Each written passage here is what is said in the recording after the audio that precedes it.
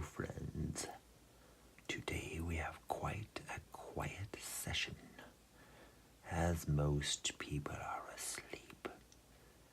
Well, you know, at least in these parts. Today on GOTH, we have life lessons, rants, raves, ridiculousness, art lessons, and a wine review. And if you're lucky, another review on top of that review, so there will be 2 reviews.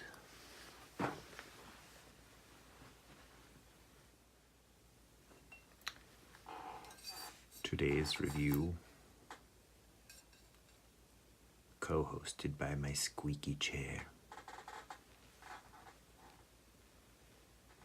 is about Goat's Dough Rome. Goat's Dough Rome. Fair views. Red blend. I may have reviewed this before, but let's do it again if we have. 201.16. Noted for its integrity and sustainability. Certified wine and spirit board. Spirit board. Like a Ouija? Let's try it out. Let's see if it's truly as spiritual as it says. Once again, someone has pre-opened my wine. Do you see that? Do you see that? Oh, that was me. That was me. Let's try and pour this quite softly. Perfectly clean glass. You know, start with a perfectly clean glass. I'm going to do a bit of a large glass for people maybe under 3 feet tall. Okay. Nice rich color. Looks a little plum in the camera. Looks quite bloody red in my hand with my eyes. True, from my eyes through the glass to the wine. It's been breathing now for about 4 years. I've let it breathe for 4 years. Let's see.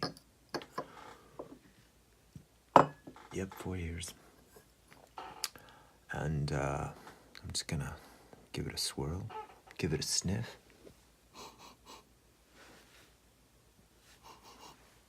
Cherry,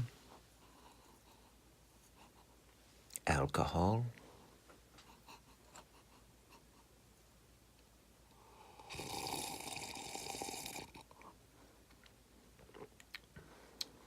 sometimes when I do the sipping test, it usually tastes vinegary. This is quite flavorful.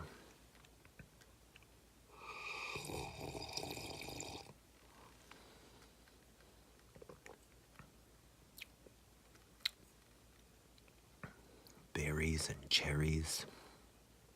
Maybe some smoke. A little bit of smoke afterwards. Now for the bubble test.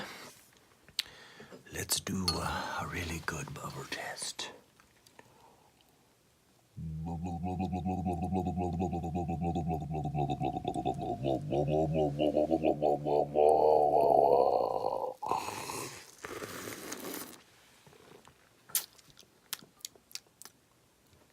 Great bubbles.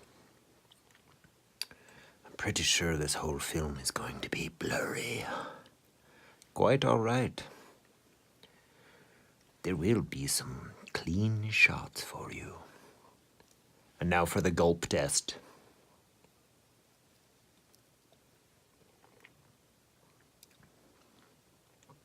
just smooth. You know, I don't know why I say that, because you may not know.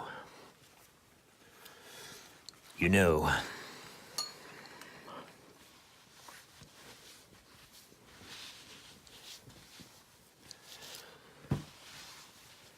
today on Bob Goth,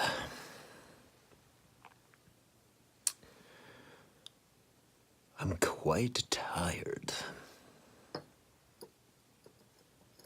Almost so tired, you know, when you're like staying awake forever and then you finally skip tired and you're wide awake. That's me. LOL. And another gulp test. On Bob Goth. Hello, everybody. Let's do a little bit of art, shall we? I'll also try and stop leaning in the camera like that. Maybe. Okay, so today's lesson is about skulls. Skulls, everyone. Everybody has a skull. I like skulls. I hope you do too. Skulls are nice. They fit comfortably, cozily inside of your headably. And they keep everything resonating properly, communicating properly. It's hard to say that it's my favorite bone because it's more than one, but it's one of my favorite bones. The skull, that one whole solid bone. Actually, I think it's made up of at least 422 bones, counting your teeth. And speaking of teeth, let's do a little tutorial about teeth and some people's fails whilst they be drawing the skull. So here we have some orbitals for the eyeballs, the nose, teeth area. A lot of people make a very funny mistake when they draw the teeth.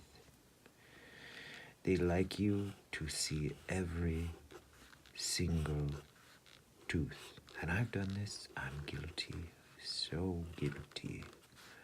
Clear out here. Now you see all of the teeth. Oopsie. And one more. Oh. 8 over here. 8 over here. 8 on the top. 8 on the bottom. Left side. 8 on the top. 8 on the bottom. Right side. That's 32 teeth. But in reality, what should happen, since your jaw curves around, it curves like this, you know.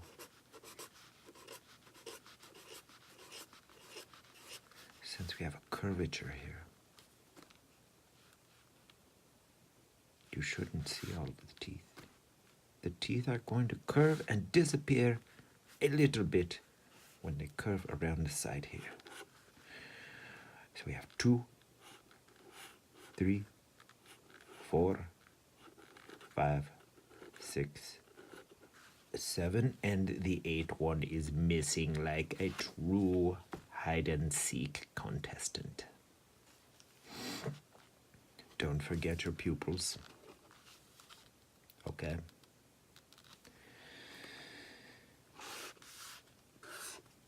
And your eyebrows.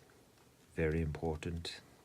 You know, create an expression when you're drawing your piece. I don't care if it's a blade of grass, you know, they have expressions too. grass are people too. Here's the blade of grass. Boring. Here's another blade of grass. Look at it. So much character. Maybe a ladybug took a little tiny bite out of it. And don't forget, blades of grass are creased down the middle, at least where I'm from. That must have been a hungry ladybug. Well, that being said, look at this beautiful pen. Dumbo. A, B,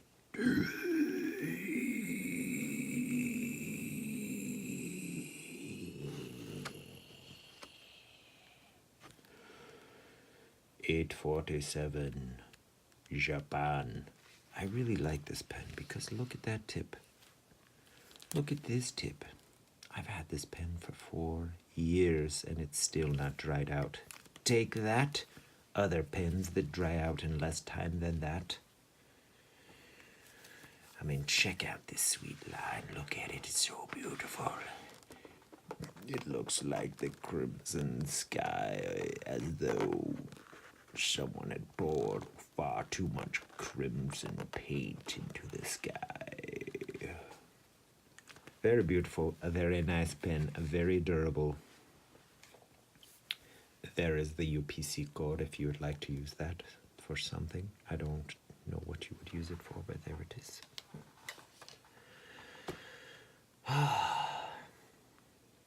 And another product review.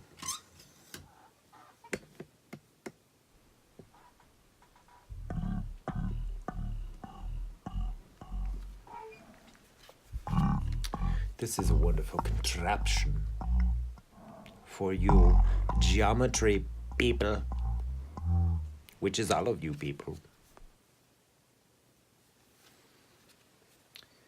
I'm not sure what they call it. I think it's called the Helix, as you may be able to see. Let me help you. The Helix. The Helix. The Helix. The Helix.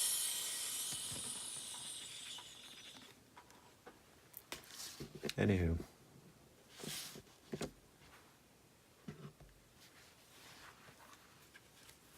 This is what this gem is used for. Check it out. What a great circle. Here we've got degrees, inches. You know, you want to make a circle a ½ inch apart. There's a ½ inch apart circle. It's not incredibly accurate, but close enough for most applications. Unless you're building like maybe a dream catcher, probably will not work for you. Or maybe let's say like a crop circle, not very accurate, not as accurate as some may think. I mean, magic is very precise. At least 20% of the time, things go perfectly well. And that is my masterpiece for today. I hope you like it. I do. I love it. I'm probably going to crumple it up and sleep on it like a pillow. I almost forgot. On Bob Goth, the product review for this pen by Tombow is acid free. That means it won't really degrade much on your paper. Won't degrade your paper much. Won't degrade in color much. And you know it's all subjective perspective.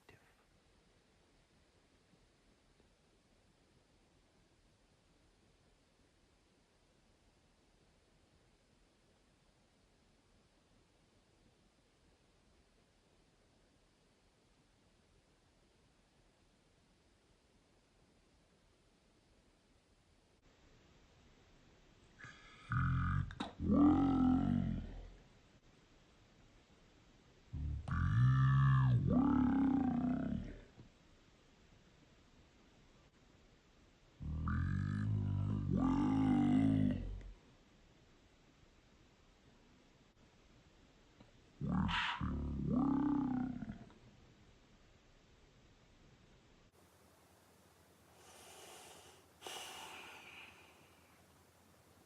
good day, good night, and Bob Gala.